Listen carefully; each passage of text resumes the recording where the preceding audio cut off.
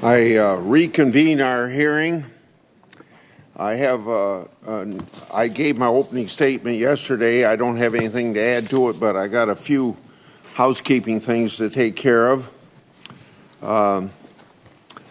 I'm disappointed that the 2-hour rule was invoked to shut down this hearing before we could hear from Mr. Browder's testimony yesterday.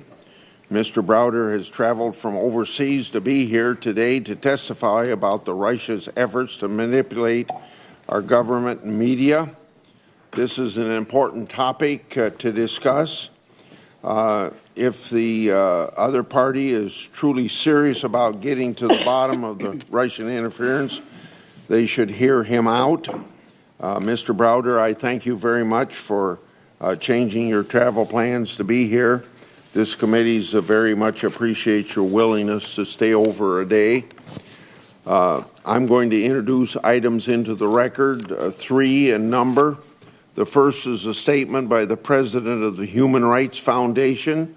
In it, he alleges that he and others uncovered a $2 billion corruption scheme involving Venezuela government and a foreign company laundering money through J.P. Morgan. He claims that the foreign company hired Fusion GPS, which then created dossiers containing false information to smear the whistleblowers involved, planted slanderous news items, and intimidated journalists who were going to report on the corruption scheme.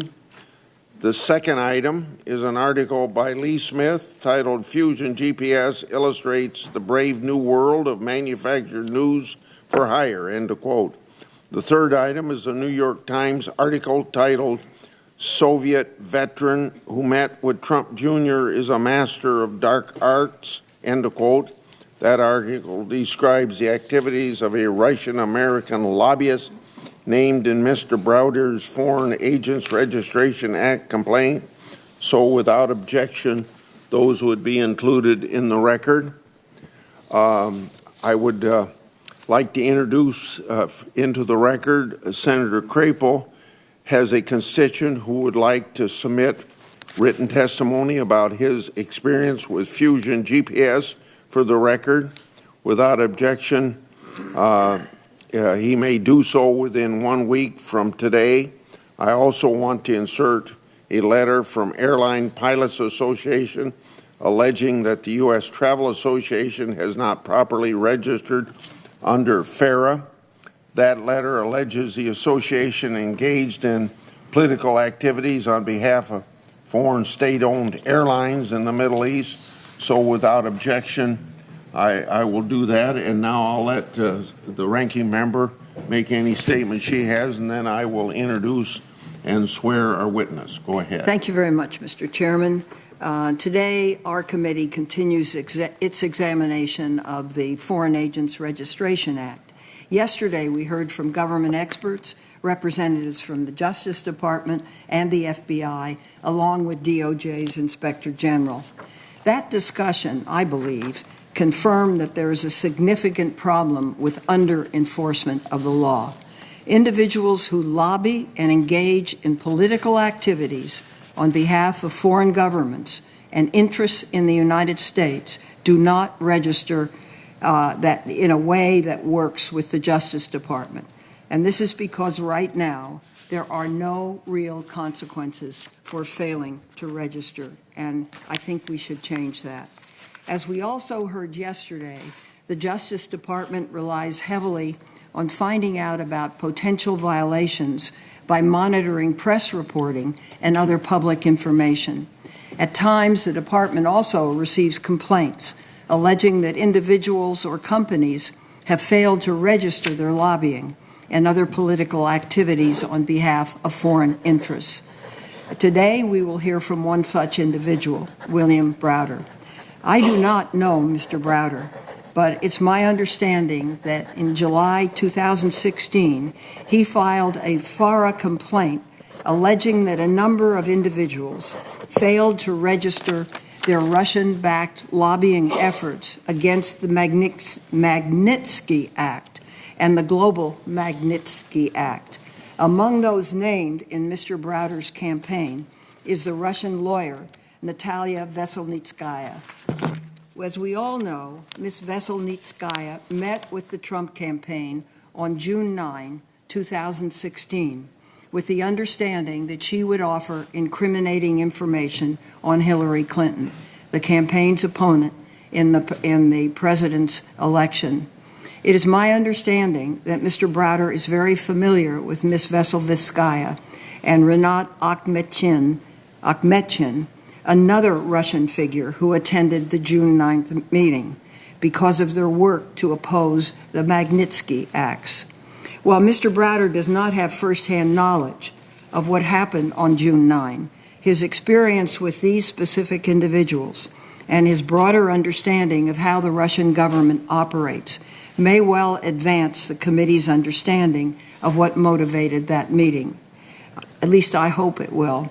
And so I look forward to hearing from our witness today, and with that, I yield back. Thank you. I will first introduce Mr. Browder, CEO of Hermitage Capital, an investment firm based in London.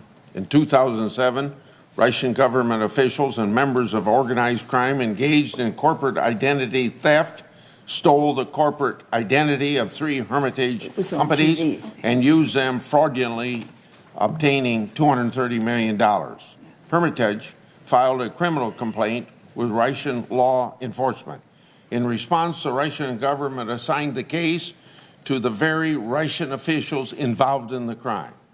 Mr. Magnitsky, Mr. Browder's lawyer, and the one who uncovered the fraud, was eventually jailed and died under very suspicious circumstances.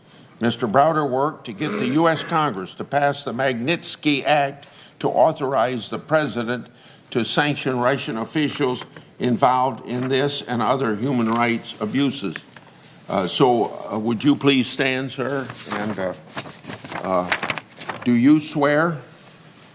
No, let me start over again. Do you affirm that the testimony you're about to give before the committee will be the truth, the whole truth, and nothing but the truth, so help you God? Thank you for your affirmation. I would like to have you take 7 minutes if you can, or if, but we would like to save time for questions, so let's say 7 or 8 minutes, and then we'll ask you questions. Chairman Grassley, Ranking Member Feinstein, distinguished members of the committee, thank you very much for giving me this opportunity to tell my story about the Russian campaign, the Vladimir Putin campaign to repeal the Magnitsky Act in Washington, D.C. I'm Bill Browder. I'm the founder and CEO of Hermitage Capital Management. My firm was once the largest foreign investment advisor in Russia. In that capacity, we discovered massive corruption in the companies that we invested in. To fight that corruption, we started to research how the oligarchs went about doing the stealing in these companies, and then shared that research with the international media.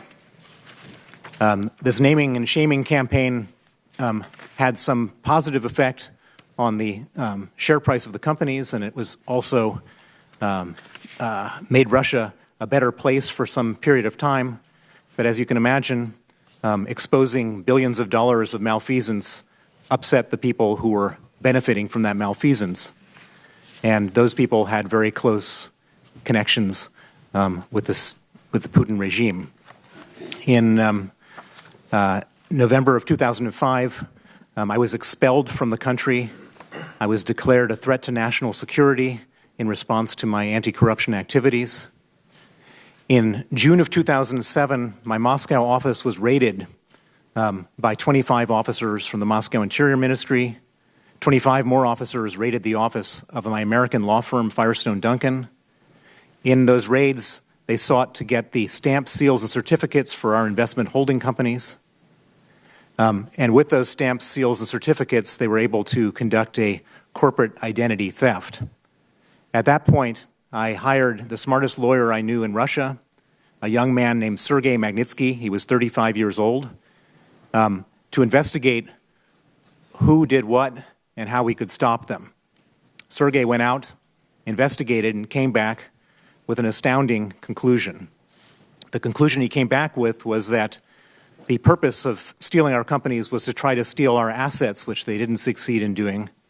However, they did succeed in stealing $230 million of taxes that we paid to the Russian government from the Russian government. And so I should point out that the theft wasn't of my money or my firm's money, but it was of the Russian government's money, $230 million. It was the largest tax refund fraud in the history of Russia.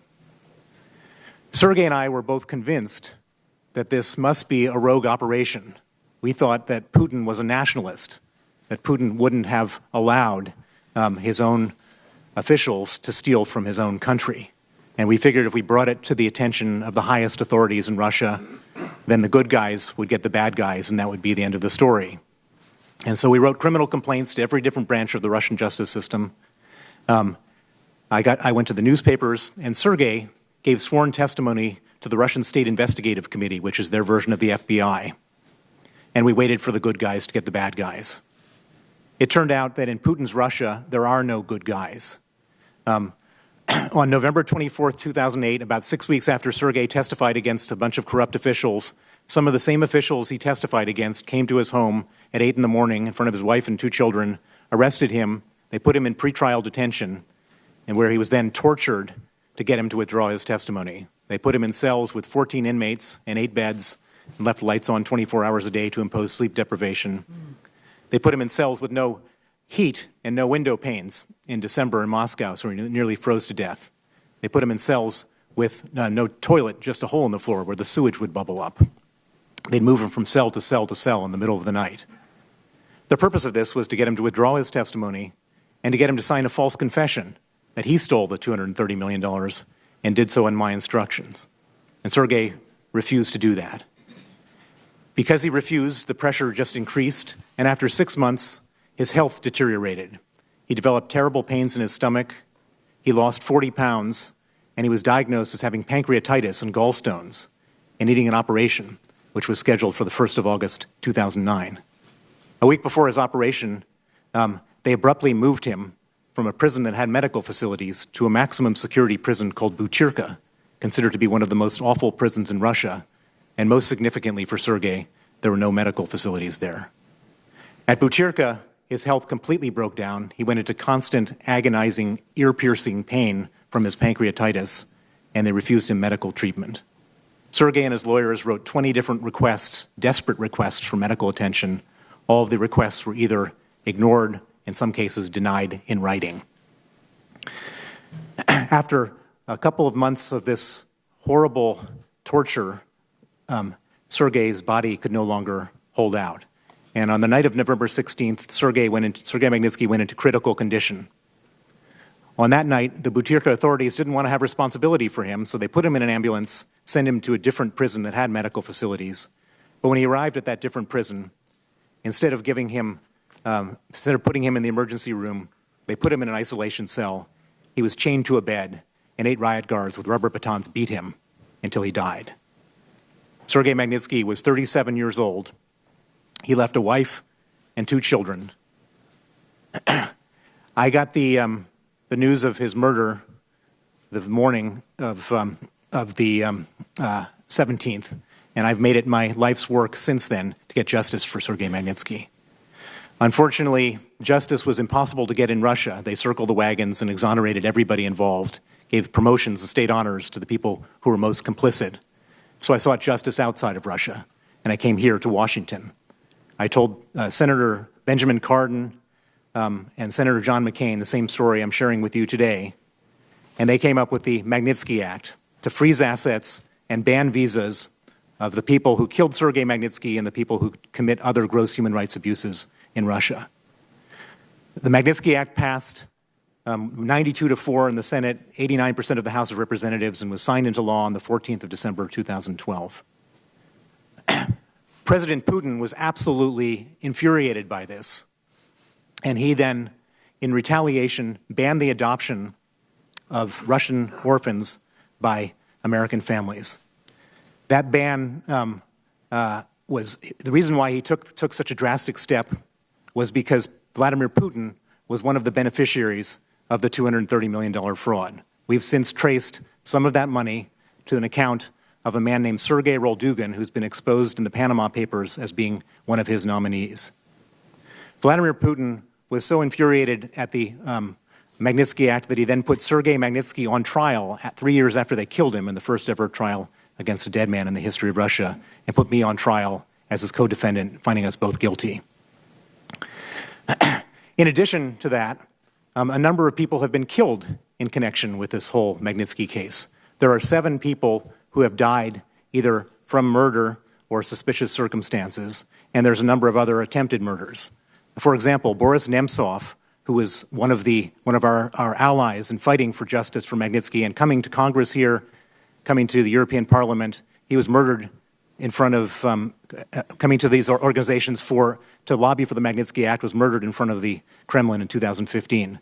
His protege, Vladimir Karamurza, was poisoned within an inch of his life. He went into critical condition. He was in coma. He had multiple organ failure from the poison and barely survived.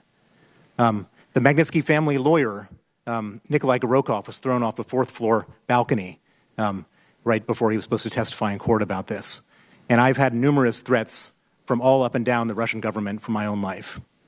It's not just death threats. It's also, or I should say, not just violence that the Russian government does, but it's also what I call political violence. And the political violence came in the form of a massive campaign that the Russian government, via Natalia Veselnitskaya, launched here in Washington.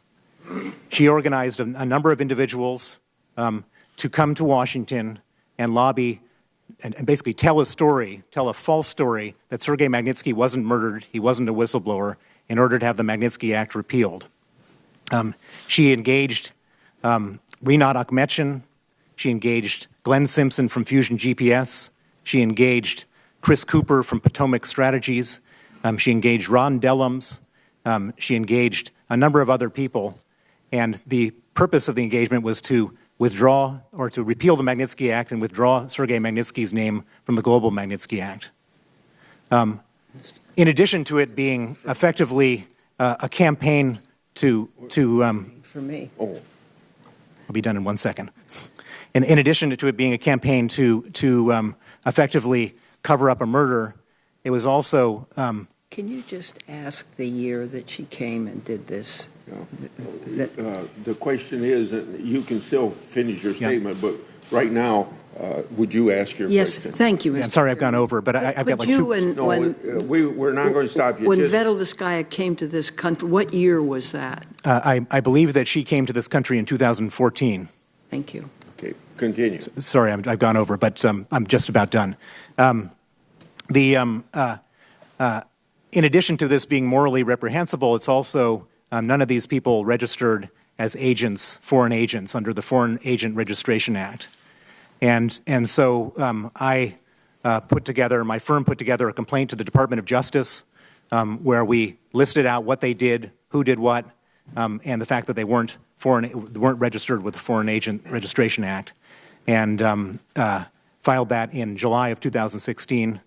And I'm here today to tell the story, to clarify any of the details, because I believe that the fact that these people were able to run around on Putin's agenda and without any transparency about who they're working for is something that needs to stop in the future. And I think that the rules governing this thing should be strengthened.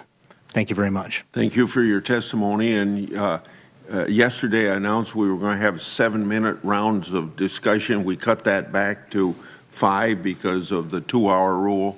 So each member will have 7 minutes. Mr. Browder, in your written statement, you said that the Russian lawyer who met with Trump campaign officials had hired Glenn Simpson of Fusion GPS through the law firm of Baker Hostler to conduct a smear campaign against you and Mr. Magnitsky. You said that Simpson contacted a number of major newspapers to spread false information. Mr. Simpson told the media he only did some research as litigation support. Propaganda and publicity work for a foreign principal requires registration as a foreign agent. So it's important to understand whether Mr. Simpson was pushing negative information about you in the media. So I have several questions along this line. Could you explain exactly how Mr. Simpson manipulated the media to smear you and undermine the Magnitsky Act, and how do you know about that? So, yes, so Glenn Simpson was calling a number of journalists, pitching a story to the journalists as the Magnitsky Act was being debated in Congress. The story that he was pitching was that Sergei Magnitsky had not been murdered, but he died of natural causes, that Sergei Magnitsky wasn't a whistleblower, that he was a criminal, and that the story that I had told the U.S. Congress was incorrect about Magnitsky, and therefore the Magnitsky Act should be repealed. Yeah. That was the story he was pitching. I know that he was pitching that story because a number of journalists who were pitched by him came to me to ask me about it. He was unsuccessful for the most part in getting that story written, but that doesn't take away from the fact that he was trying to get that story published. And that is not litigation support. It's impossible for me to see how it could be litigation support because had those stories been written and during the litigation that he was supposed to be supporting, any juror who had read those stories would have been disqualified from being on the jury. And so that could only have been for the purpose of manipulating and trying to change legislation here in Washington. Your complaint and your testimony today have outlined a multi-pronged effort by this group of unregistered foreign agents. Were they working together in a coordinated campaign, or were these separate, isolated efforts, and how do you know? And then what basis do you have for believing that Fusion GPS's efforts were in the interest of the Russian government rather than in the interests of Prevzon Holdings? To answer your first question, this entire effort was under the auspices of Natalia Veselnitskaya. She was one organizing it. It was a highly resourced operation. It was being paid for by her client, which was the Kotsev family of Russia. The Kotsev family were paying the bills. Pyotr Kotsev, who is the patriarch of the Kotsev family, is a senior Russian government official. He was the former transport minister of the Moscow region, which is a region the size of France. He's currently a vice president of Russian Railways, which is the second most important state company after Gazprom, and he's a senior member of the Putin regime. In terms of, could you repeat the second part of your question? Yeah. What basis do you have for believing Fusion GPS's efforts were in the interest of the Russian government rather than the interests of Prevzon Holdings? The work that Fusion GPS was doing to repeal the Magnitsky Act couldn't have had any benefit to Prevzon Holdings because Prevzon Holdings was under investigation by the Department of Justice for specific money laundering statutes, and even if even if they had been successful in repealing the Magnitsky Act, which is a 1 in a million shot, even if they had been successful, it wouldn't have had any bearing on the case against them by the Department of Justice. And therefore, it's hard to see how that could have in any way been supporting a litigation as opposed to trying to change a policy. Okay. There have been media reports alleging that some of the stolen Magnitsky money went to a Russian investment bank firm called Renaissance Capital. What can you tell us about that, and what is Renaissance Capital's connection, if any, with the Russian government? Renaissance Capital is a Russian investment bank. It was headed by, at the time of this crime, by a man named Stephen Jennings, a New Zealander who lives in London. And he was the CEO. The chairman was, or I should say another senior official, was a British citizen of Russian origin named Igor Sigurian. On their staff at Renaissance Capital, they trumpeted the fact that they had a number of former FSB officers on their staff. I should point out that there's no such thing as a former FSB officer. It's a lifetime commitment. And in the Department of Justice investigation into Prevzon Holdings, they determined that $13 million from the crime that Sergei Magnitsky uncovered, exposed, and was killed over went to the bank accounts of Renaissance Capital in the United Kingdom. I think you said this, but let me make sure about Renaissance Capital's connection, if any, with the Russian government. So Renaissance Capital is connected to the Russian government through ex-FSB employees who are at the senior level of Renaissance Capital. Okay. This issue is also important to the committee. That same Russian bank, Renaissance Capital, paid President Bill Clinton $500,000 for a June 2010 speech in Moscow. That same month, Uranium One began the application process for a Russian government-owned company to acquire U.S. uranium assets. The review of this takeover was done by the Committee of Foreign Investments, and Secretary Clinton's State Department was one of the approval authorities. Renaissance Capital reportedly assigned a buy rating to Uranium One, so it raises a number of issues. My last question, with 26 seconds left, but you can take what time you need to answer. Did you meet with anyone from the Justice Department when you filed your FARA complaint in 2016? If so, who initiated the meeting, you or them? Did the Justice Department ever follow up with you on the information that you provided in your complaint and its appendices, or let you know whether they had acted on your complaint? I had two contacts with the Justice Department. One was a conference call with the head of the FARA division and her subordinates, and then the other was a in-person meeting here in Washington to follow up on the complaint. In both instances, it was initiated by my firm, and other than providing information, I have no knowledge of what happened afterwards. Okay. Senator Feinstein. Thanks very much. Indeed, you're a very brave man. I respect that, and I respect your loyalty to Mr. Magnitsky. Yeah. Having said that, Mr. Browder, it's hard for me to understand why the Magnitsky Act still sticks in the craw of Russia and what Veselnitskaya would have to do with that. That's not going to be reversed. There's no chance. And it seems to me that the Putin government would understand that. So what is the nature of that feeling, obsession, whatever you want to call it? It's a good question. I believe that there are two reasons why why this is Vladimir Putin's single most important foreign policy priority. The first reason is, as I mentioned in my testimony, we have evidence that Vladimir Putin's nominee, Sergei Magnitsky, who's a famous cellist who was exposed in the Panama Papers, received some of the proceeds of this crime. If you remember, this is a cellist who's worth $2 billion. Excuse me, the crime being what they took from your office. The $230 million of taxes that we paid. He received some of that $230 million.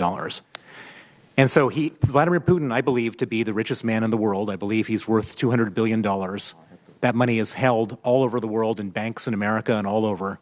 The purpose of Putin's regime has been to commit terrible crimes in order to get that money, and he doesn't want to lose that money by having it frozen. So he personally is at risk of the Magnitsky Act. It's a very personal, venal issue, which is why the first reason why he's so upset. The second reason is that in order to get that $200 billion, he's had to instruct a lot of people working for him, let's say 10,000 people working for him, to do terrible things, to arrest, kidnap, torture, and kill, to take people's properties away. And as a result, the only way he could get people to do such terrible things is to say, if you do these terrible things, there will be no consequence. You will enjoy absolute impunity. And as a result of the Magnitsky Act, he can no longer guarantee absolute impunity because all of a sudden we've created consequences in the West. And I would not understate the value of the Magnitsky Act in terms of the consequences, because not only does it freeze the assets that are held in America, but the moment that you get onto the Magnitsky list, you get put on the OFAC sanctions list, which is a Treasury sanctions list.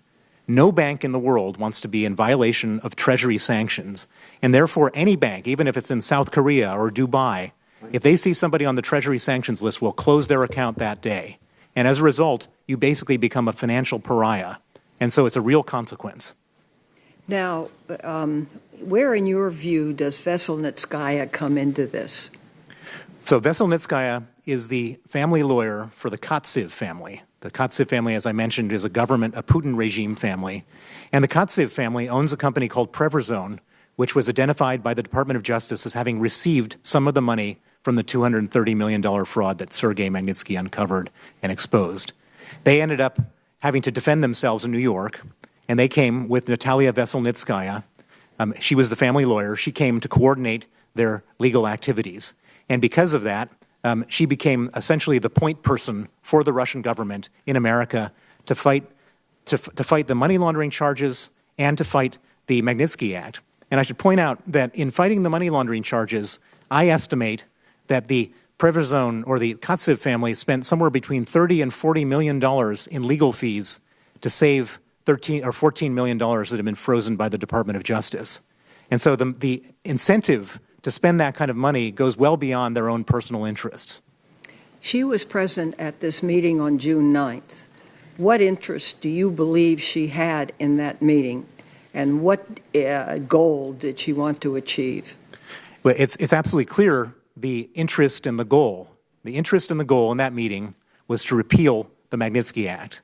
She said it. It's been said by people who attended that meeting, and that's the one thing that we can conclude with certainty about what happened in that meeting.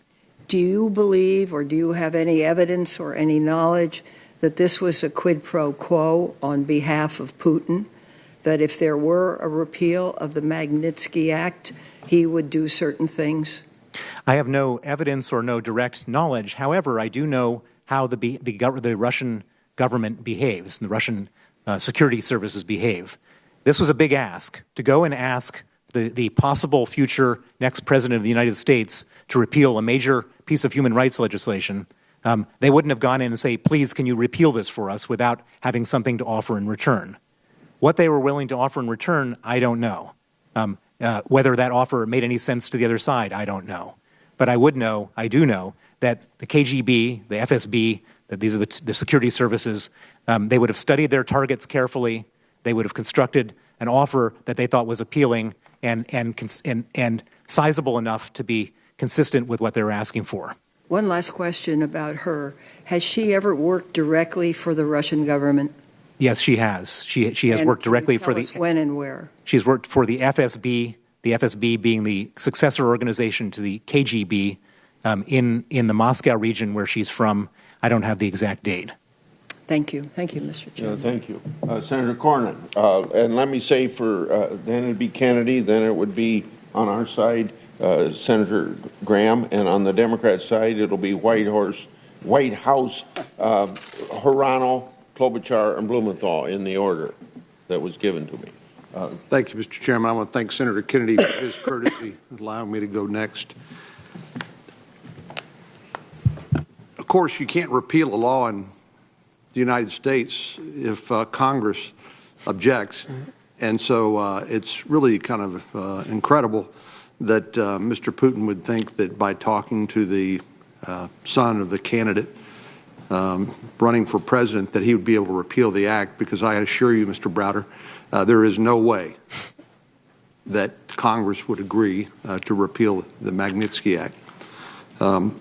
I personally experienced a very minor indication of President Putin's anger at Congress and those of us who worked to pass the Magnitsky Act when I was traveling with my family and tried to go through passport control in St. Petersburg a few years ago.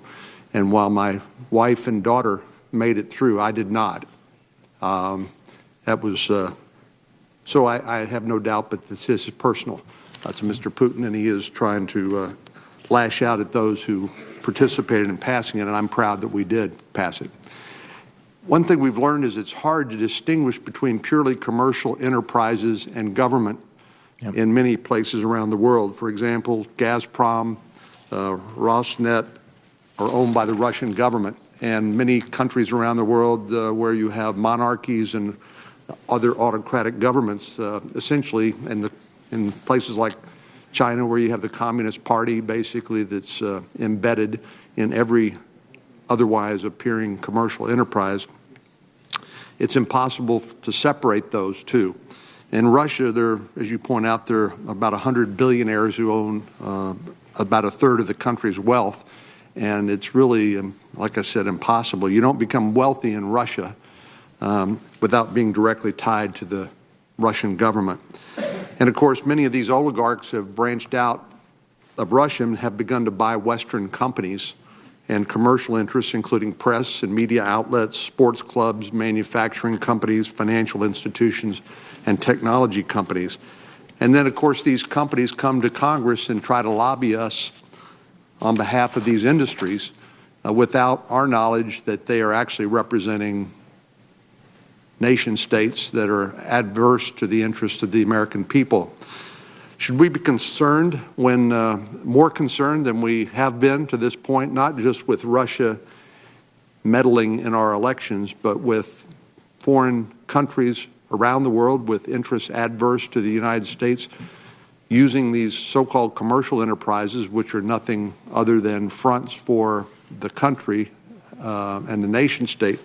Should we be more concerned than we have been about their influence on domestic and foreign policy in the United States? Yes, absolutely. So you've really brought up a hugely important point, especially as it relates to Russia, but as it relates to any kleptocratic regime, that in a kleptocracy like Russia and other countries, the way that the world works is that the president of that country allows certain people to get rich.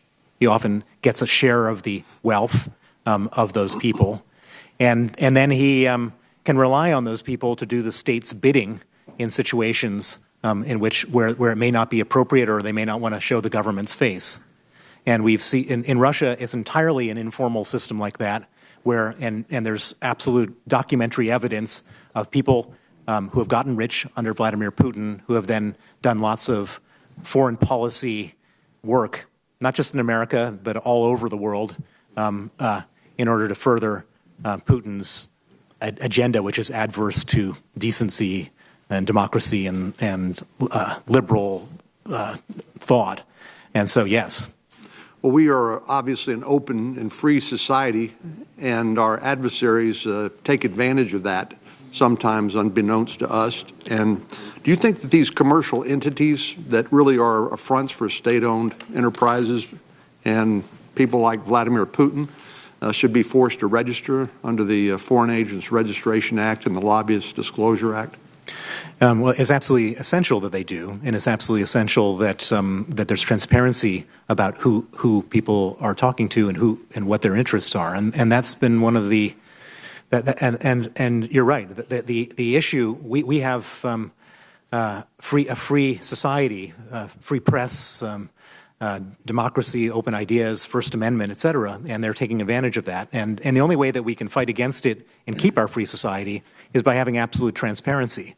If everybody knows who it is who's doing the talking, then you can then calibrate whether that person is credible and whether their interests should be taken into account if they're operating on the basis of an adversary. Including when people come to lobby Congress, we need to know that who they're actually working for, right?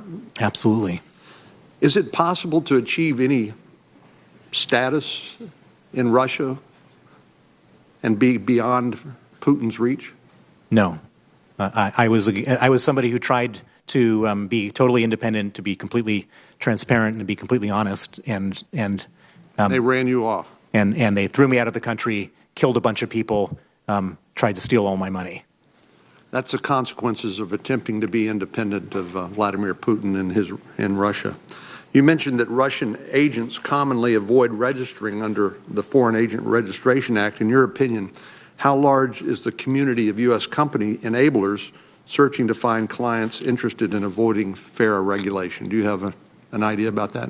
Well, I would imagine that probably a big majority of the lobbyists in Washington would be glad to take the money from Russia. I don't know how many of them would be happy not to register as foreign agents, but there's a big community of enablers and people wanting to get the business of being an enabler for Russia. I've seen lots of that here in Washington. And while we're focused on Russia today, obviously as a result of your story and your experience, this same means can be used by any other country whose interests are not aligned with the United States government. That's correct. And there doesn't seem to be any consequence for not registering as a foreign agent, and there doesn't seem there's no enforcement and no consequence. And so it seems to me that that's the problem. Thank you for your courage, Mr. Browder. Thank you. Senator Whitehouse, and sometime if you ask me, I'll tell you why I call you Whitehurst once in a while. Maybe I better say that right now. There's a famous whistleblower by the name of Dr. Whitehurst that was an FBI agent and exposed a lot of wrong going on in the labs of the FBI, and I protected him, and he got fired, as every whistleblower does. But he did sue the FBI and got $1 million out of his work, and we got a new $40,000 lab down at the Marine Station to do the right work that the FBI lab's supposed to do. I offer to represent Senator Whitehouse. I'm glad to hear it's a positive association, Mr. Chairman, for you. So I just wanted to say a couple of quick things before I ask my questions. The first is that I believe that corruption is a world plague, not a local phenomenon, and I'm very grateful to you. You may have done more to fight corruption worldwide than any other individual, and I appreciate what you have done. The second is to point out, I guess Senator Cornyn is gone, but Senator Grassley and I have a piece of legislation that would require incorporation transparency so the United States doesn't become the sanctuary for international criminals and kleptocrats. It's bipartisan, and we welcome the support of any other committee members who are concerned about these commercial entities that are fronting for other folks.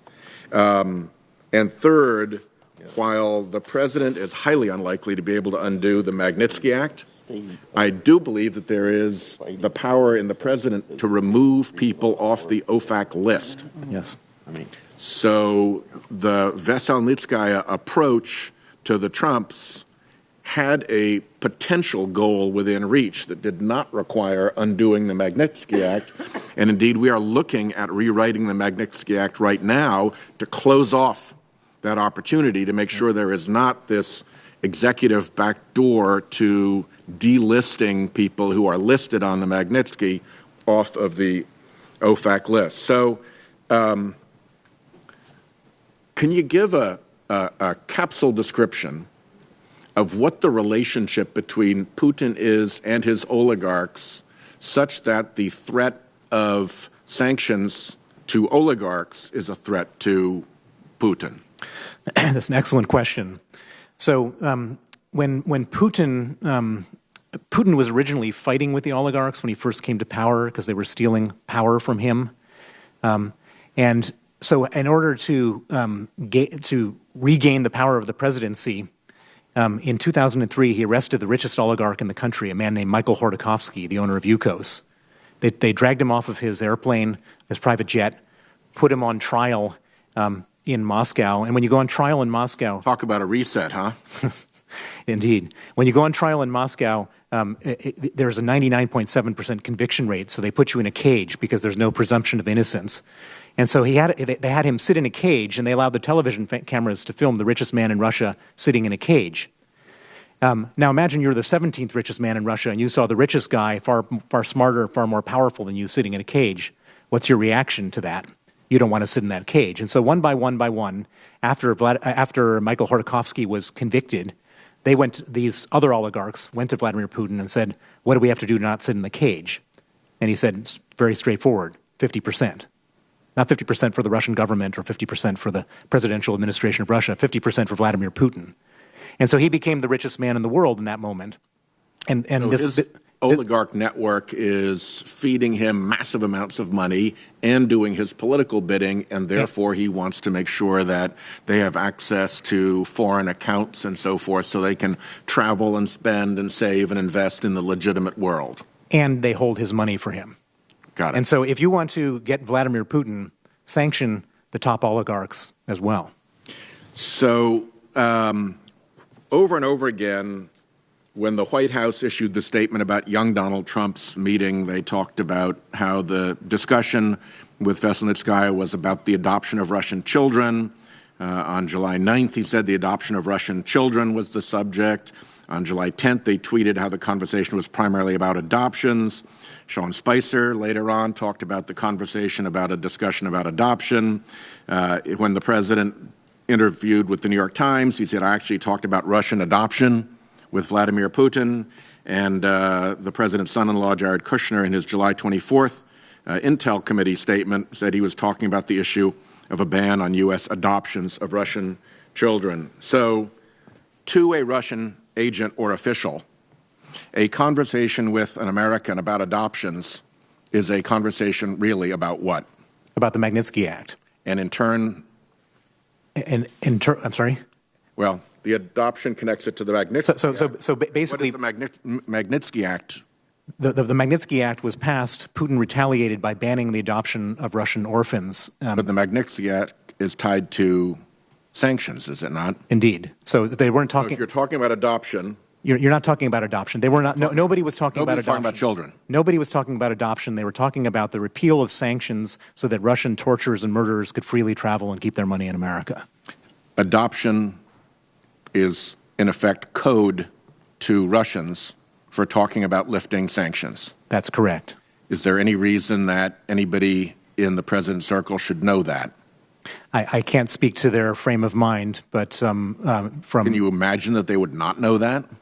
I don't want to put thoughts into anyone else's head, but I can say with certainty that nobody was talking about adoption. Got it. So you have had to become kind of a sleuth of sorts to sort through a lot of this stuff. You've hired investigators. You've worked with investigators. Your book, Red Notice, describes some of that investigative work. We have a phrase here, follow the money. Yep. How important is following the money to successfully investigating Russian election influence operations? Well, following the money is the key to all of these types of situations. And how useful are tax returns as an investigative tool in following the money as you describe? I'm not sure about tax returns. What I can tell you is that tracing wire transfers to organizations connected to any public or any foreign policy objectives of the Russians will tell you a lot. And just to give you an example, we traced... And on the other side, if an American has been engaged in such transactions and if he has truthfully filed tax returns, then the tax returns would also provide evidence of those connections, would they not? Presumably, if the tax returns have full disclosure, then that should be an area of interest. In the sentence in which you said that addressing these sanctions was the single most important foreign policy initiative or pursuit of Russia, you also mentioned their use of banks in America. That rang a bell with me. Why did you mention Russian use of banks in America, and what would you like us to do about Russian use of banks in America? Well, basically, a lot of the money that comes out of Russia is money that's the proceeds of crime, and all of that money, if it's sent in dollars, goes through American banks, and so we have a great opportunity here to investigate and seize money that's the proceeds of crime, and as a national policy, I think that it should be used much more than it currently is. We should act on that opportunity. Indeed. Thank you. Thank you, Senator Whitehouse. Senator Graham. Well, I want to thank the ranking member and the chairman for having this hearing. Mr. Browder, thank you. It's this whole story reads like some kind of novel that nobody would buy. It's got to be fiction, but unfortunately, maybe it's true.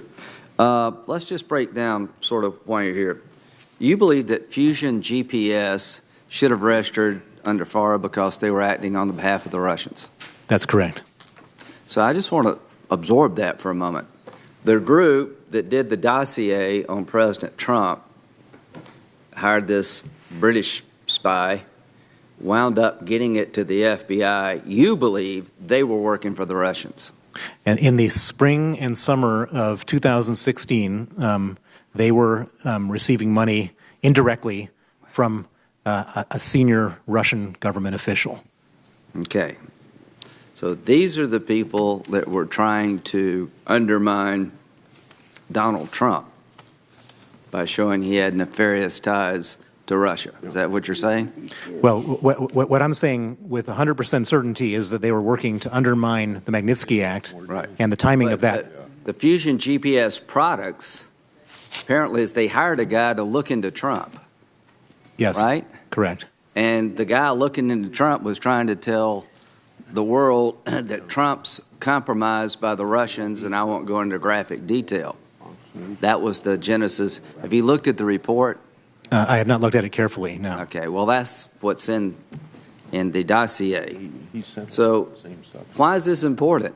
The Russians are behind Fusion GPS, who are going after Trump. What's the Russian lawyer's name? Natalia Veselnitskaya. Can I just call her Natalia? You can call her whatever you want. Good. Russian Is she XYZ. is she working for the Russians too? She is definitely working for the Russians, no question. So here's the deal in June of last year. Allegedly, she is meeting with Don Jr., and the premise of the meeting was the Russian government's behind Trump, and you need to meet with these people. They can help your campaign. And Don Trump says, I love it. And they met with this lady. Is that the general idea of what happened in June? That's apparently what was reported happened in June, yes. So she's working for the Russians, and she's trying to communicate with her oligarch friends that the Russians are on Trump's side. We got an email to that effect. Right, yes. Is it common for Russia to play both sides against the middle? Yes. So what you need to understand about the Russians is there is no ideology at all. They're just in the business of, Vladimir Putin is in the business of trying to create chaos everywhere. So you've looked at this closer than anybody I know. You believe Fusion GPS is actually backed by the Russians. They're trying to find dirt on Trump. You believe this Russian lawyer, Natalia, is working for the Russians. She has been introduced to Don Jr. by a business partner of the Trump, saying the Russian government's behind you. They want to help you. You need to meet with this lady. That's kind of interesting. So WikiLeaks and the DNC and Podesta's email. Do you have any doubt it was the Russians who actually stole the DNC documents and Podesta's emails? Well, I rely on the 17 intelligence agencies of the United States government. Is that something you think they would do? Of course. The Russians will do anything they can get away with, and even stuff they can't get away with. All right, interesting. Do you know Paul Manafort? I do not. Have you ever heard of Paul Manafort? I have. He represented Russia's puppet in the Ukraine. Are you familiar with that? I am indeed. Are you familiar with his profile? Yes. That he was intricately involved in the Putin world. Yes. Do you think Russia would see him being campaign chairman for Trump as a great opportunity? Well, I can't imagine that they wouldn't have seen it as a great opportunity if he was intimately connected to their puppet in Ukraine. Do you think there's any chance at all that meeting in June that somebody didn't call the Russian intelligence services to explain what went on? I'm sorry, who's calling? Okay, the meeting in Trump Tower. Right. Do you think, what's the likelihood that meeting took place and the people in the meeting didn't call the Russian intelligence services about how it went? Well, I can tell you with 100% certainty that the Russian intelligence services would have been aware of that meeting in advance as they were plotting it out. There would have been weeks spent studying how to best achieve the results in that meeting. The purpose of the meeting is not about adoptions, but try to get the Trump world friendly to the idea of repealing the Magnitsky Act or removing people from the list. Yes. You believe that's the purpose of the meeting? I believe that was the purpose of the meeting. I'm 100% certain that in the Trump world of June 2016, they probably didn't know that adoptions meant Magnitsky Act. Trust me, I don't think they knew that. But it was pretty clear that once you got into the meeting, what they were actually talking about. Well, I don't know that anyone's state of mind other than the Russian state Can you of mind. imagine this lady, this Russian lawyer, not bringing up the Magnitsky Act? No, she brought up the Magnitsky Act. That was the only thing that she's interested. That was her main life Do you project. think her biggest motivation was to make sure Americans can adopt Russian children, or to repeal the Magnitsky Act?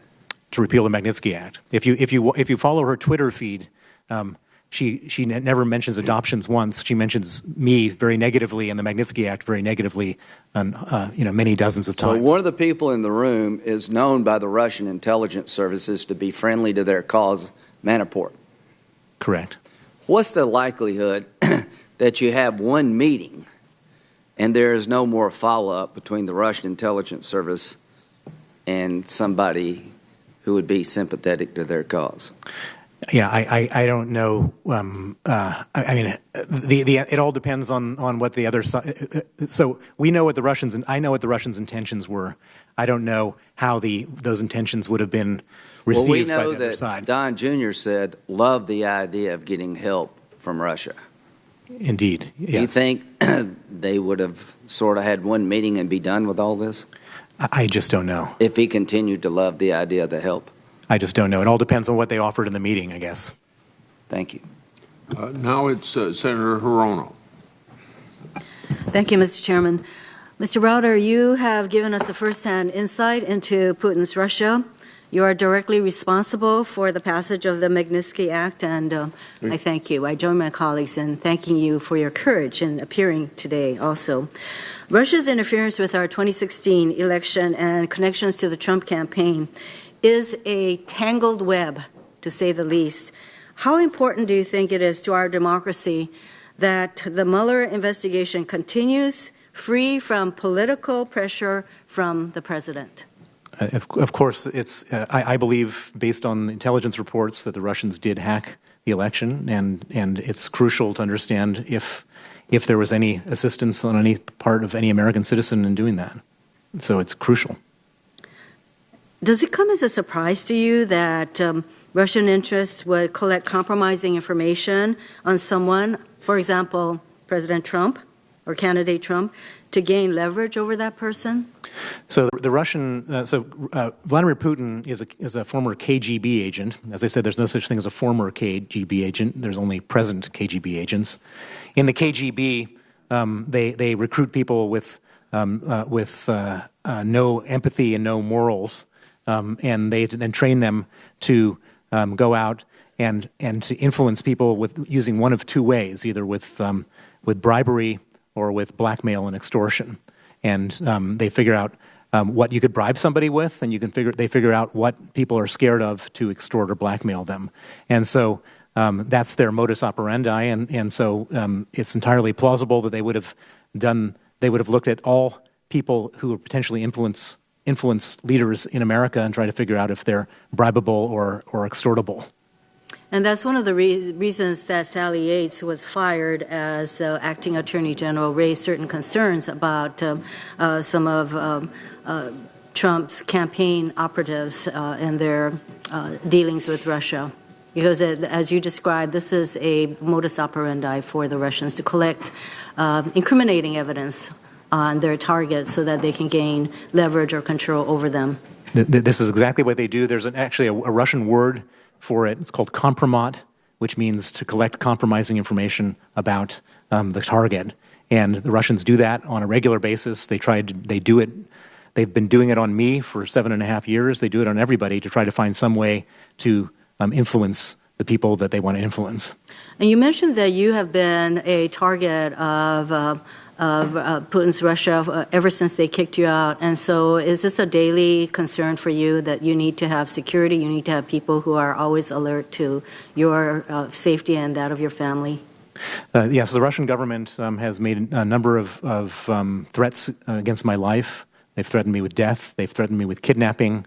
The Russian government has tried and failed 3 times to have me put on the Interpol most wanted list so I could be arrested as traveling. They've tried to extradite me from the UK where I live. They've sued me for libel. They've made movies about me. There's probably 250 people working inside of the Russian security services and law enforcement agencies on the Bill Browder story full time, trying to destroy me in whatever way they can. We learned this morning that it's not just the repeal of the Magnitsky Act, which it is highly unlikely that would happen, but there certainly would be efforts to try to weaken the act and to figure out ways to get people off the Treasury's Office of Foreign Asset Control list. So are there things we can do to make sure that that kind of a loophole is not created under the Magnitsky Act? Well, I like Senator Whitehouse's idea of making it when a person is added to the list, to make it an act of Congress as opposed to an executive decision to remove them from that list. Thank you.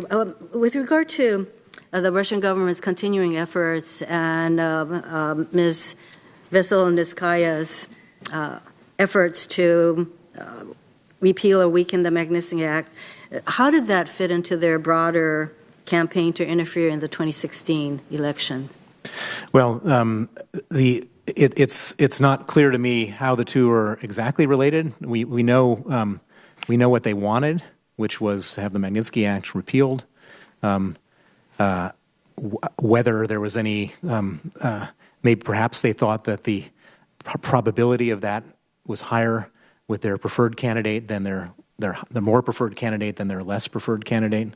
I'm not 100% certain that they wouldn't have made the same attempt with the Democratic candidate, Hillary Clinton, if there was any opening or receptivity there. The Russians are nonpartisan when it comes to interference into foreign policy and U.S. Affairs. They would gladly talk to, try to bribe and try to blackmail anybody. You describe a scenario or an environment in which they are totally ruthless in trying to achieve their ends, and it doesn't matter who they work with. If they sense a weakness in someone, they will go after that person and figure out how to gain leverage over that person. After you contacted the Department of Justice regarding FARA noncompliance, have you received any updates from them regarding the complaint you sent to them in July? And at the time of the complaint, did you have any reason to believe that any of the individuals involved had met with any political campaign people? I received no updates since July, and that we know for sure that part of their campaign was running around Capitol Hill. One of their biggest, one of the people that they were able to convince to go along with them is a member of the House of Representatives from Orange County, Dana Rohrabacher, who they have met with on a number of occasions, and who has been effectively touting spreading their propaganda around the House of Representatives. We had a hearing yesterday about the FARA, and there's another law called the Lobbying Disclosure Act. Have you given any thought to the juxtapositioning of these two laws and how FARA registration has dropped considerably since the passage of the Lobbying Disclosure Act? Do you have any thoughts about how we can make sure that FARA remains the important registration act? Yeah, there's a loophole you can drive a truck through in the Lobbying Disclosure Act, which says that you don't have to register for using FARA if you're a company.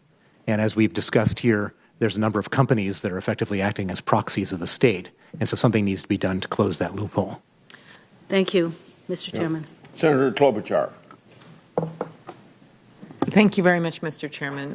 Thank you so much for being here, Mr. Browder. And thank you for uncovering the facts. And I'm sure I can tell it's difficult to talk about the life and tragic death of your friend and someone who was your colleague. And I think the story needs to be told. It's been told when the Magnitsky Act passed. I remember Senator McCain taking the floor and Senator Cardin and others. But it has to be remembered, because the only way we're going to change this moving forward and make sure this doesn't happen in America again with our own elections is by telling these stories and getting to the bottom of the facts. And while a lot has been devoted to talking about Natalia Veselnitskaya, I tried it over Lindsey Graham's pronunciation there. Based on your own experience in Russia, do you have any comment on the other person attending that meeting, Mr. Akhmetshin, on his background, and why do you believe he was in attendance at the meeting? Yeah, so Rinat Akhmetshin is a former Soviet intelligence officer. As I've mentioned several times now, there's no such thing as a former intelligence officer in Russia. Mm-hmm. It's like the Hotel California. You can check out any time you like, but never leave. Mm-hmm. he became an American citizen, and I know many people who have had contact with him, and he's described on a regular basis as being a shady and shadowy character, untransparent about what he does, but he seems to have gained the confidence of a lot of people in Washington, and he has been effectively a proxy for interests of the Russian government here in Washington. Mm-hmm. And you talked a lot about with other senators about how when you hear that she says she's there to talk about adoption, that in fact that was just code for the repeal of the Magnitsky Act. But I wanted to, as the head of the adoption caucus with Senator Blunt, and having been firsthand involved in those issues of when suddenly those children were used as a pawn because Vladimir Putin was so angry about the passage of this act.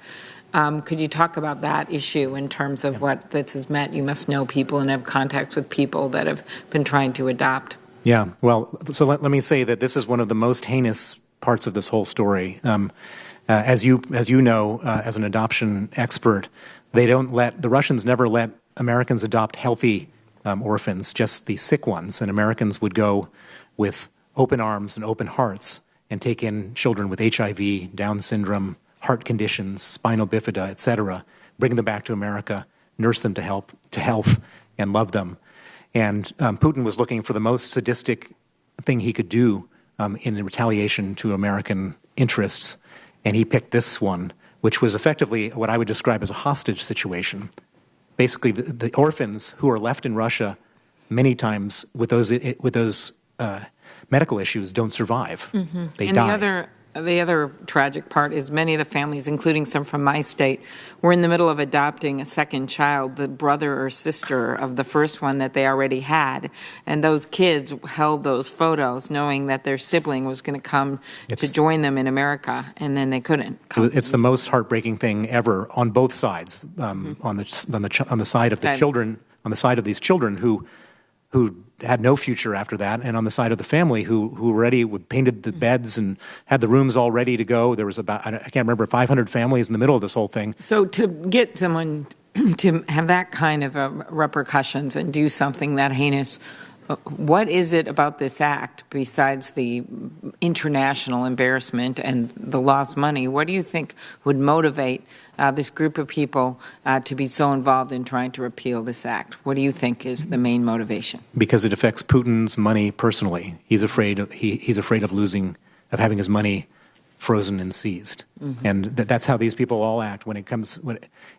Targeted sanctions are 100 times more upsetting to the Russian kleptocracy than broad sanctions. And it's very simple, because in Russia there's like 1,000 people that have all the money, and so you don't have to sanction the country. You can just sanction the individuals, but that upsets them profoundly, and that's where you end up with these huge overreactions like this mm-hmm. heartbreaking adoption attack. Exactly. So just in terms of all of this, when you follow the money, that's why this is so, because I think it's hard for people to understand why this meeting would occur, why you have lawyers devoted and people devoted to trying to overturn this act. But in fact, this is about money. And Senator Whitehouse asked some questions about this himself. But are you concerned that the Kremlin and their associates may be using shell companies? He talked about banks, but I'm very focused on this idea of the shell companies as we try to unravel this and figure out where the assets are. Yeah, and anytime you can use anonymous companies to hide beneficial ownership, the Russians flock to it. And not just the Russians, but all kleptocrats flock to these places. And there's a movement going around the world now to make beneficial ownership fully transparent. And as I understand, one of the few remaining places in the world where you can actually still be anonymous is in the United States and certain states. And so it's an important piece of work to do to make sure that the U.S. doesn't become a haven for dirty money from places like Russia. And then my last question here, the Foreign Agents Registration Act, the subject of this hearing. And yesterday I asked the Justice Department and FBI whether they believe the law should be updated, including to respond to advances in technology like social media since the law was last updated, and to provide prosecutors with civil investigative demand authority to require suspected FARA violators to turn over relevant documents. Are there any ways you think the law could be updated to better respond to what we're clearly dealing with, foreign agents and others trying to influence our laws? It's very straightforward to me, which is that if people who haven't registered as foreign agents are convicted, prosecuted, and imprisoned, then everybody will in the future register as foreign agents. Mm-hmm. Very good. I think that's pretty straightforward. And I also wanted to thank you. I know Senator Rono went through with you how you personally have been attacked since being willing to come out and make this your, in your words, life's mission to avenge the death of your friend and also to stop this from happening to other people. And I had the honor of meeting Vladimir Karamurza with Senator McCain several times. And what a brave man to think he's been poisoned not once but twice. Yes. And I know you yourself must be concerned of such risks. So thank you for coming before this committee. Thank you. Senator Blumenthal. Thanks, Mr. Chairman. I want to join my colleagues in thanking you for being here today and admiring your courage and tenacity in the face of evil. I don't think there's any other way to characterize Vladimir Putin and what he has done both to Sergei Magnitsky and to countless others in Russia and around the world. I want to focus, first of all, on following the money. When I was a federal prosecutor, we sometimes did wiretaps, and we overheard mobsters using code words for dollars, like tomatoes and fish. In this case, adoption was referring to the thing of value, which for Vladimir Putin was lifting sanctions, which meant money to him. And for the other participants in the meeting, it was referring to something of value to them, and the promise to them made in emails was that they would have damaging information, dirt on Donald Trump's opponent, Hillary Clinton. Is that a fair summary? That's absolutely what has been described. Although I would caution you in believing anything that's that the Russians either promise in advance or describe, because the Russians are liars. And so I'm very confident about what they were asking for. I'm not so confident about what was being offered. Something was being offered, but I wouldn't believe the Russians, and I wouldn't believe the enticements that they might have put in front of them to get the meeting, because anything could have been offered in reality. Is there any doubt in your mind, knowing as well as any American how Vladimir Putin operates, that Natalia Veselnitskaya was there acting on behalf of Vladimir Putin and the Russian government? There is no doubt. And is there any doubt in your mind that Rinat Akhmetshin was aiding her with knowledge about her acting directly on behalf of Vladimir Putin and the Russian government? There is no doubt. And so when my colleague, Senator Lindsey Graham, asked you about the reporting back to intelligence agencies, these two individuals, Veselnitskaya and Akhmetshin, were acting on behalf of Vladimir Putin in initiating a potential agreement, legally probably a conspiracy, involving the Russian government and Donald Trump Jr. and the other participants in that meeting, correct? That was the intention of the Russians. And in your view, wouldn't it have been appropriate and proper for the participants in that meeting, Americans, to report to American law enforcement authorities about that meeting? Well, if I was sitting in their shoes, that's what I would have done, but I can't really comment on how they chose to conduct their lives. But it would have been certainly appropriate and proper for someone respecting the national interests of the United States to report it to the FBI or some appropriate law enforcement official. That would have been my actions. In terms of following the money, the Russians have a well-rehearsed and used playbook, do they not, of building business ties with officials abroad as a first step in co-opting them and enlisting them so as to build a financial self-interest on their part. Well, as I said before, they either use bribery or blackmail to get people to cooperate with them. So there's many examples of what you're talking about. Gerhard Schroeder became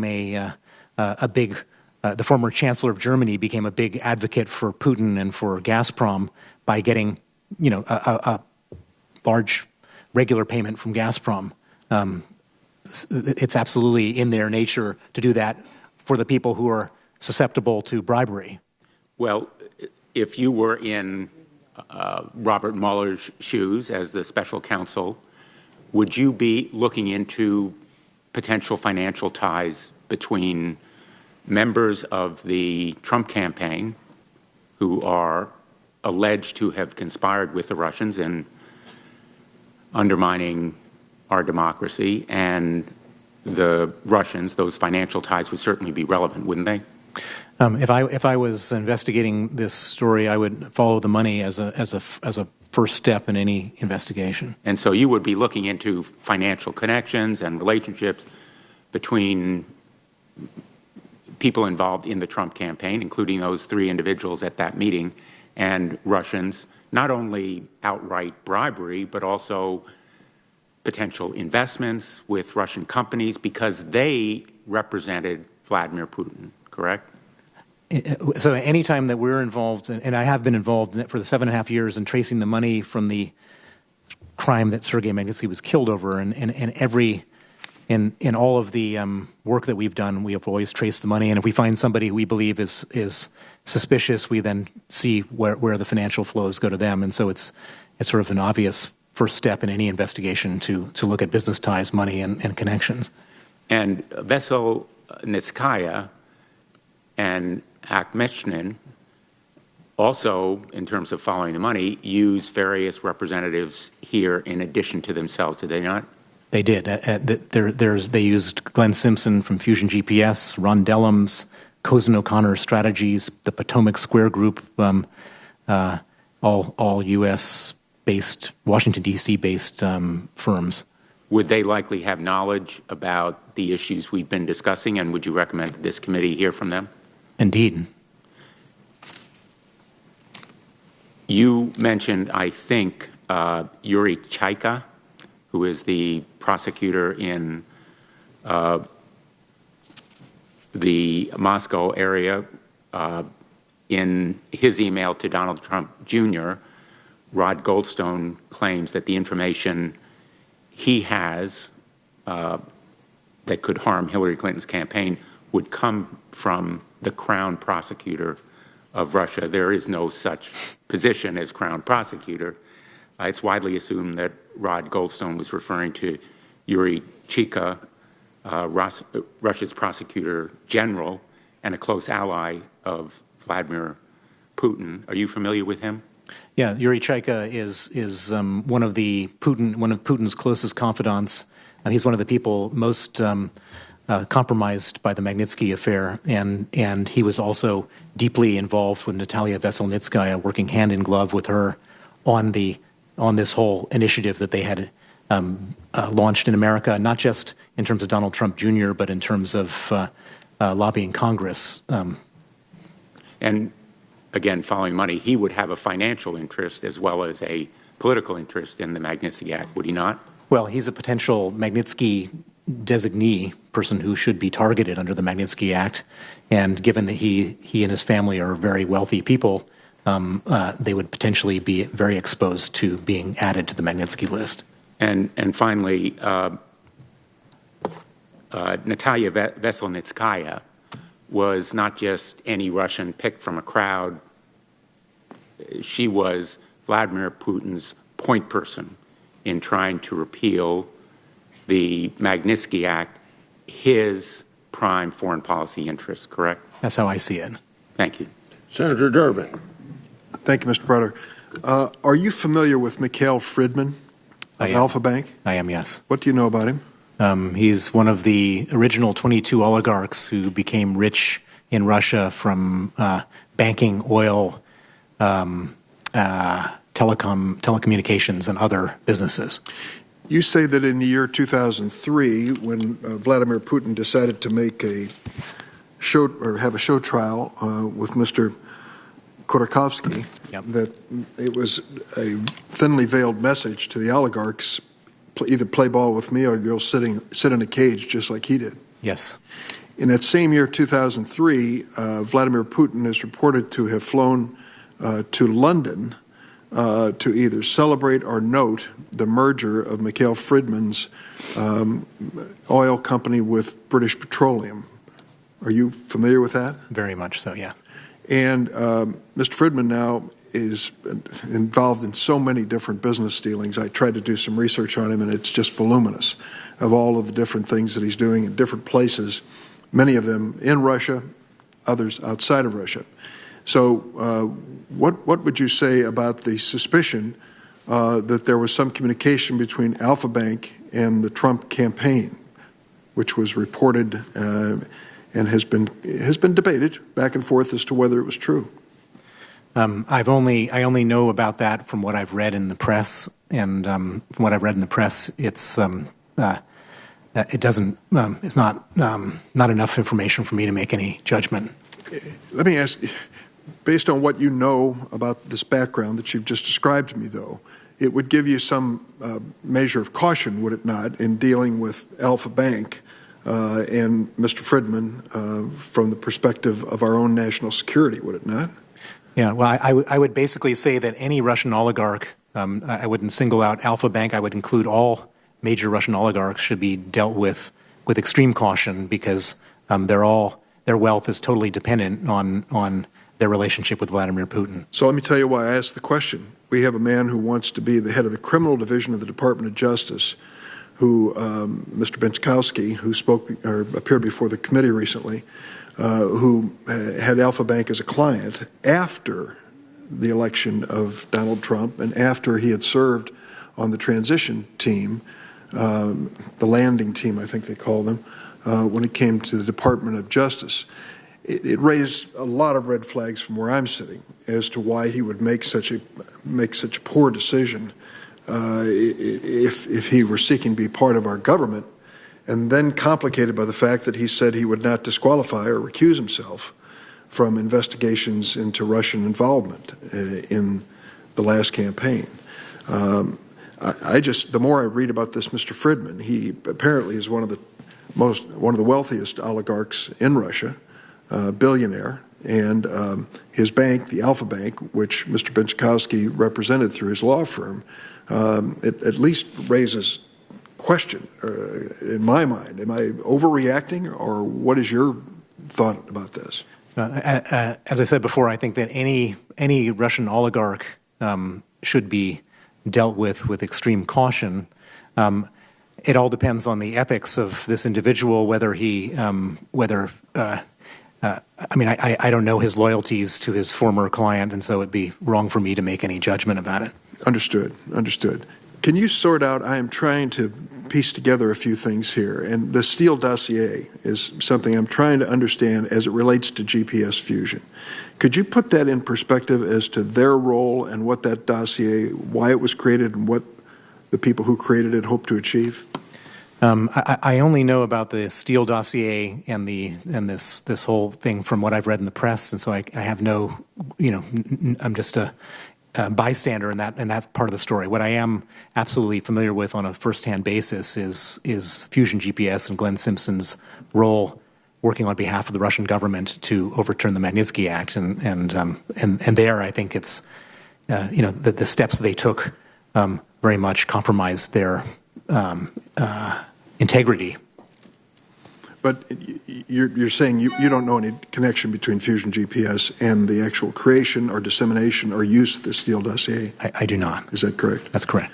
Let me just back up what Senator Blumenthal has said. This June meeting with Mr. Trump Jr. And Paul Manafort and others really raises extraordinary questions about what the Russians were trying to achieve with that meeting. Do you have any other indications of meetings that took place, similar meetings involving the Trump campaign or family? I know nothing about any other meetings with the Trump campaign or family. I do know that the Russians were all over Capitol Hill here in Congress trying to get meetings with members of Congress to try to make the same type of pitch, unsuccessfully in the end, but they were here en masse. Well, I'm going to cut my questions at this point, and thank you for coming here. I deeply regret what has happened to Mr. Magnitsky, who was trying his best to resolve the challenge that they put in your path, and I joined with my colleagues in the creation of these sanctions. I have my own stories about Russia and Mr. Putin to tell based on my Baltic heritage, but I do believe that the case is solid, and I thank you for your courage in coming before us today. Thank you. That ends our first round. I have two questions for second round, and I know Senator Whitehouse does, and if the others have questions, I'll call on you. I'm going to read the last question you answered, so you don't have to answer it again, Sure. But I want you to know that I had a follow-up to that. Sure. So the question you answered, did you meet anyone from the Justice Department when you filed your FARA complaint in 2016? If so, who initiated that meeting, you or them? Did the Justice Department ever follow up with you on the information you provided in your complaint and its appendices of, or let you know whether they had acted on the complaint? So my follow-up is, did you have any indication that it was being actively investigated or taken seriously, and why do you think nothing was done when you first filed your complaint about their propaganda campaign? I have no indication that anything is being done, but I also don't have any indication that anything is not being done. Having said that, I've worked with law enforcement on other issues here in the United States in connection with the Magnitsky case, and when we do work with law enforcement, if something is being done, we tend to see a different type of interaction than when something is not being done. And so my assumption is that nothing is being done here, but I can't say that definitively because I'm not sitting in their shoes. Sure. Now, last question. The Human Rights Foundation submitted a written statement to our committee alleging that Fusion manipulated the media to smear whistleblowers who had uncovered a massive corruption scheme involving the government of Venezuela. In that statement, they urged the committee to probe Fusion's activity, in particular, Fusion's, quote, the quote starts now, Fusion's willingness to pay journalists in exchange for the publication of business smears, end of quote. Do you know or have any reason to suspect that Fusion may have engaged in pay-for-play tactics directly or indirectly, offering money to journalists to run stories that benefit their clients? I don't have any hard evidence to present in that area, but I suspect that a number of journalists, and one in particular here in Washington, was operating so far outside the bounds of normal journalistic integrity that there must have been some incentive for them to be doing it coming from Fusion GPS. Okay, so Senator Whitehouse. Thank you, Chairman. This has been a great hearing, and I appreciate it. Fusion GPS is a firm that does opposition research for clients on a case-by-case basis, sort of like a lawyer taking up a client, and then at the end of the job, they separate, correct? I don't know I don't know their sort of overall practice. I only know their practice in the situation that I'm involved in. Okay, and in your case, they took on Russian interests as a client, and the task was to apply pressure and opposition research and so forth to try to undo or defeat the Magnitsky Act. That's correct. With respect to Fusion GPS having commissioned the Steele dossier, do you know who the client was for that particular task? I do not. Okay, so you have no evidence that the Russians had any involvement in commissioning that particular document? No. Okay. Quick point. You mentioned that the Russians either use bribery or blackmail. Once they've got a business person in a foreign country where they want to exert influence enmeshed in a bribery scheme, are they perfectly willing to use the threat of blackmail about their own bribery scheme against that individual? Absolutely, of course. I mean, effectively, the moment that you enter into their world, you become theirs. They've got you both ways, with the carrot of continued bribery and the stick of exposure and blackmail if you and that is how every single one of their relationship works, and that's how they grab people and keep them. And once you get stuck in with them, you can never leave. So investigating financial transactions and understanding financial relationships is critical to this. Indeed, yes. Let me ask you a 50,000-foot question. Let's just pull up to the highest levels of kind of policy. Corrupt kleptocrats and international criminals make themselves rich in criminality and corruption. But then at some point, they need the legitimate world in order to protect and account for their stolen proceeds. How good of a job is the legitimate world doing about fencing off the corrupt world rather than facilitating it and aiding and abetting it? How well is the United States of America in particular doing in that role?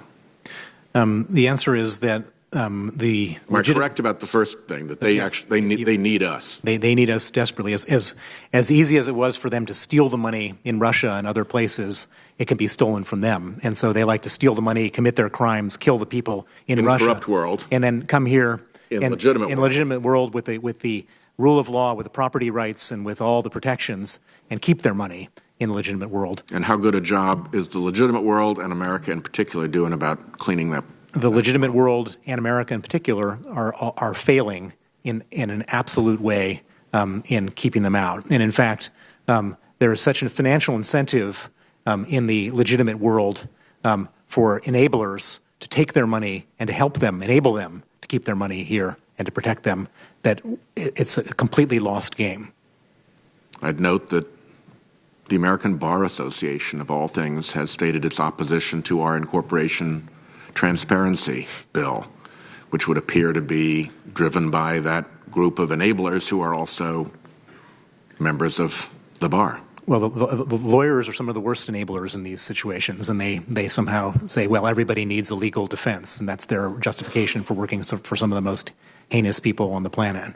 In the long run, in the contest of ideologies that the world is presented with between freedom and democracy and corruption and unitary power, what is the effect, do you think, of freedom world's participation in aiding and abetting corrupt world? Well, basically, we're eventually going to become the corrupt world if we don't stop. This is a war of ideology between rule of law and criminality, and if we allow all the criminal money to come here, then it's going to corrupt us until we end up like them. And if you're an ordinary Russian or an ordinary member of an African kleptocracy, just a regular person, and you see these vaunted temples of democracy like America actually aiding and abetting the kleptocrats who are robbing your country, how do you think that would make people feel about what we have to offer? Totally demoralized. Thank you. Senator Blumenthal. Thanks. Just a few more questions, and I want to again thank you because I think this hearing has been one of the most important we have held before the Judiciary Committee. I apologize for the absence of a number of our colleagues here today, but I think they will be very interested in your story and your recommendation. I want to come back to Yuri Chaika. Yep.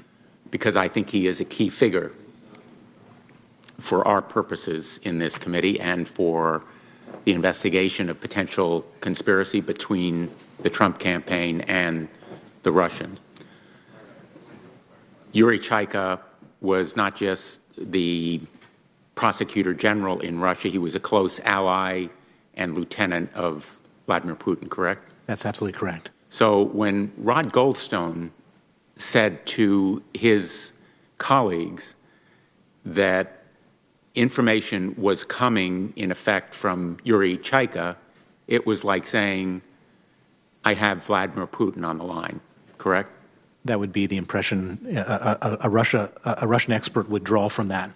And anybody familiar with Russia would know, and Paul Manafort was familiar with Russia, that information from Yuri Chaika was, in effect, dirt coming from Vladimir Putin, and the offer of it was coming from Vladimir Putin. That would be the impression I would have if I got that email. And so with Natalia Veselnitskaya coming to the meeting as an agent of Vladimir Putin and the offer of information coming almost directly from Vladimir Putin, there could be no doubt that the Russian government and Vladimir Putin were, in effect, coming to this meeting, correct? Well, again, I can only speak for how I would react to that information, and that would be my impression. But you've had a lot of experience with the Russians. Yeah. And so you're familiar with their MO, and your expert testimony here, I think, is worth a lot to this committee, and that would be your impression, and there would be no doubt in your mind that not only Vladimir Putin knew about it after the meeting, as Senator Graham has elicited from you, but also before the meeting. Yes. And in coming to this meeting, would Vladimir Putin expect to necessarily conclude a deal right there? In other words, have the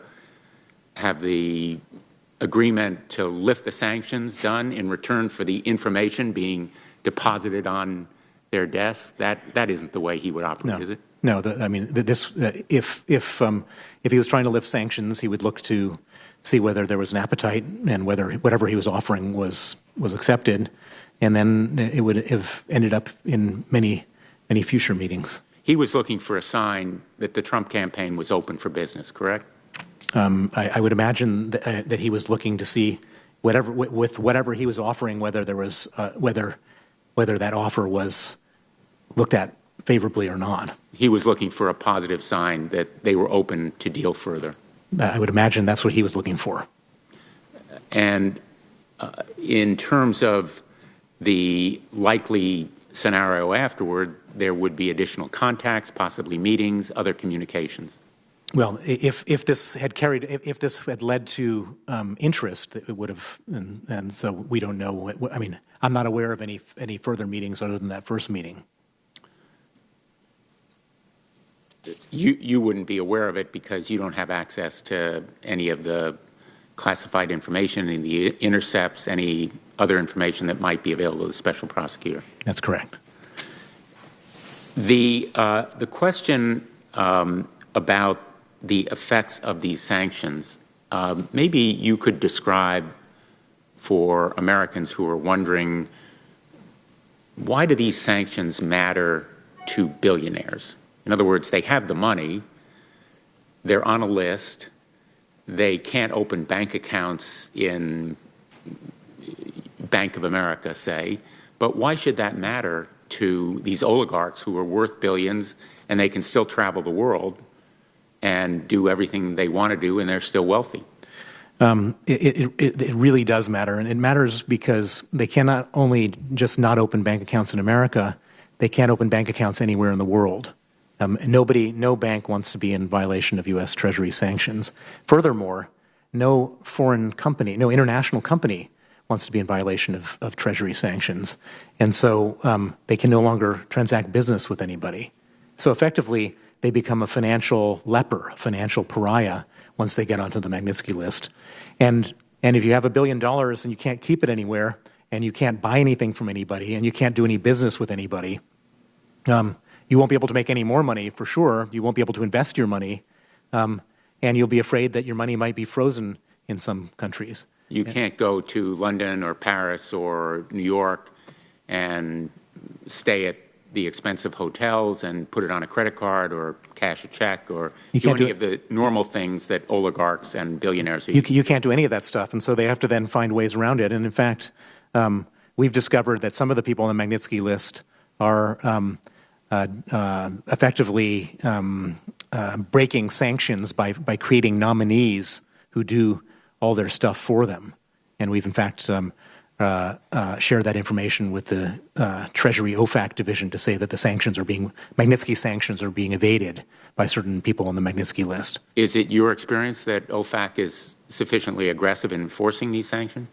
So far, I think that the guys who are being put on the list are running circles around OFAC. So the answer is no.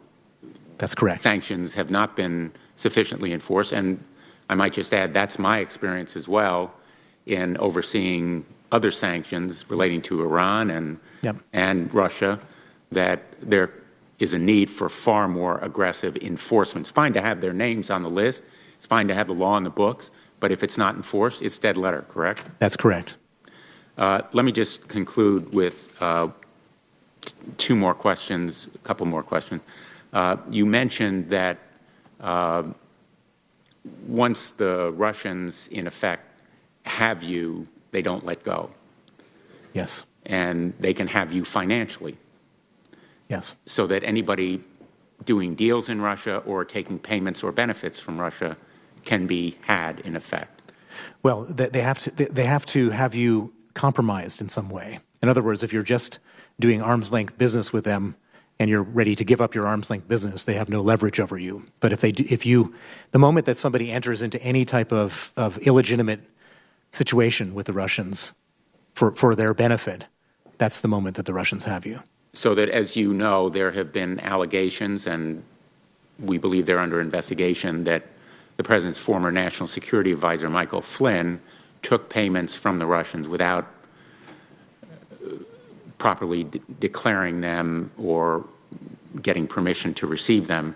That would have been the kind of fact that the Russians could hold over him, and they would, correct? Well, I don't know the consequences of that. If there were consequences, or if there's real legal consequences to him of that, then that's a sort of stereotype example of compromising somebody to get control over them.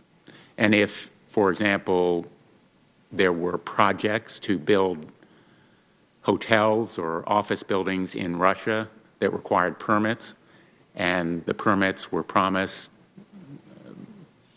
through channels that might be illicit or in ways that might be improper, that would be something that could be held over the head of an American businessman, correct? If there was clear evidence that the Russians could have created of an American violating the Foreign Corrupt Practices Act, that could then be used as leverage, that could then be held over the heads of an American. Thank you. Thank you, Mr. Chairman. Before I adjourn the meeting, one last thank you, and appreciate very much, more importantly, you're willing to stay overnight so you could appear again today. I think I've heard from my colleagues a very valuable witness that you have been, so I thank you, and Godspeed. Thank you.